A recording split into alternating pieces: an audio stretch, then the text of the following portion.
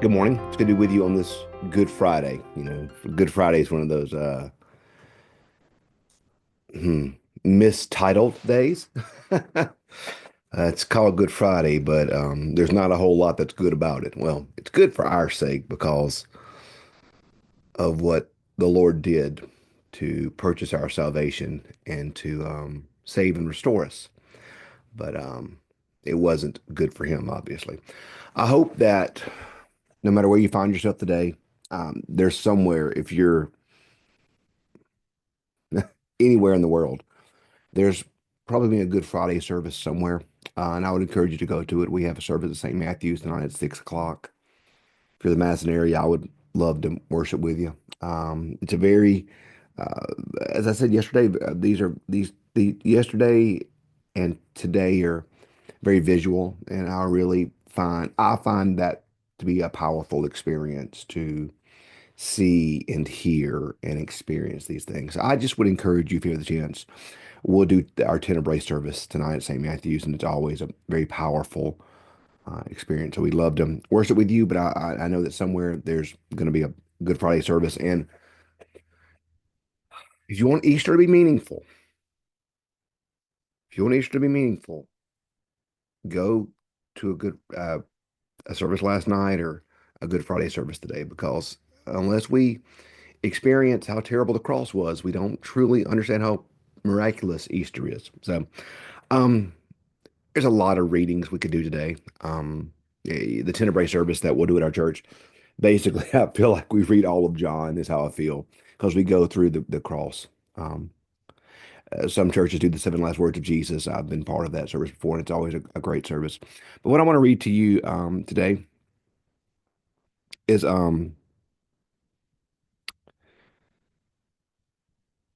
Isaiah 53.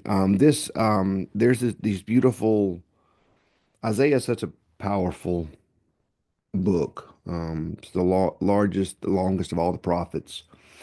And he has this wonderful little section starting around verse 53 that goes on for a little bit. That's called the suffering servant, where it's words about this servant of God who will suffer. And these are some of the Old Testament foundations where we see Jesus. Um, so I want to read to you from Isaiah 53. We'll read through uh, I'll read through verse 9. This is 53, chapter 53, verses 1 through 9. Who has believed what we have heard, and to whom has the arm of the Lord been revealed? For he grew up before him like a young plant, like a root out of the dry ground. He had no form or majesty that we should look upon him, nothing in his appearance that we should desire him. He was despised and rejected by others, a man of suffering, acquainted with infirmity, as one from whom others hide their faces. He was despised, and we held him on no account. Surely he has borne our infirmities and carried our diseases. Yet we account him stricken, struck down by God and afflicted. He was wounded for our transgressions, crushed for our iniquities. Upon him was the punishment that made us whole, and by his bruises we are healed. All we like sheep have gone astray. We've all turned to our own way. Yet the Lord laid upon him the iniquity of us all. He was oppressed and he was afflicted. He did not open his mouth. Like a lamb that was led to the slaughter, like a sheep silent before its shearers is silent, he did not open his mouth. By a perversion of justice he was taken away. Who could have imagined his future? For he was cut off from the land of the living, stricken for the transgression of my people. They made his grave with the wicked, and his tomb with the rich, although he had done no violence, and there was no deceit in his mouth. Let me read verse 10 too. Yet it was the will of the Lord to crush him with pain. When you make his life an offering for sin, he shall see his offspring and prolong his days, and through him the will of the Lord shall prosper.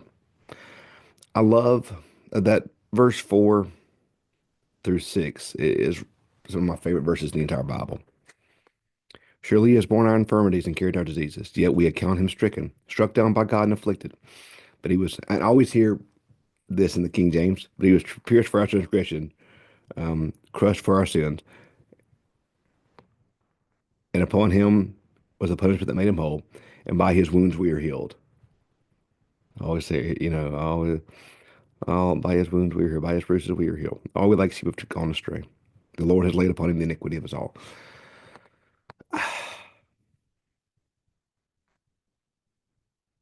One of the things that's important in addiction therapy and 12 steps is an examination of conscience. And I think one of the reasons why we stay so busy in today's world between social media and all the things that keep us busy, I think we stay busy because we don't want to sit with our thoughts. I think our thoughts scare us. I don't think we like to sit and ponder our thoughts. We especially don't like to sit and think about the concept of guilt. You've heard me say, we all have a they that were better than, a them that were better than. I'm sure, Lord, I'm bad, but I'm better than them. Whoever they are, I'm better than them. Maybe I'm messed up, but I'm better than them. Do we ever stop and think about the fact that maybe we're not?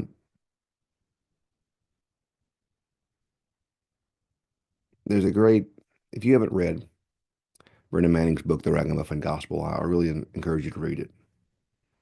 But he has this phrase that this little phraseology that I love in one of his chapters where he says, very few of us really think we're sinful. So very few of us actually believe we're forgiven. We live lives of pseudo guilt and pseudo bliss, never experiencing the true power of forgiveness. You're sinful. I'm sinful.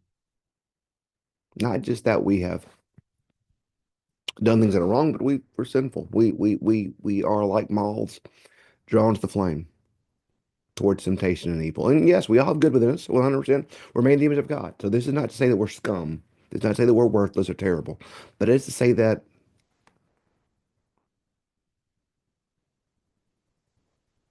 we've all been selfish or we are selfish. We've all lied or we are lying. We've all been proud or we are proud now. We've coveted. We've lust. We've hated. We have broken his will. We have broken his law. We have not heard the cry of the needy, and we have not loved our neighbor with our whole hearts. That's part of our prayer of confession in the Iron Methodist Church. We've messed up.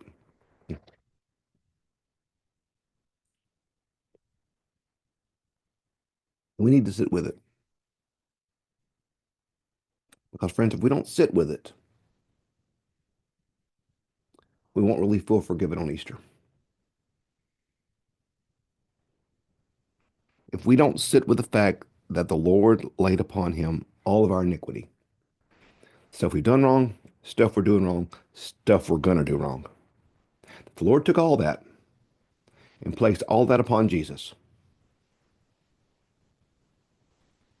He died for me. He died for you. He died not just for me. He died because of me. He died because of you.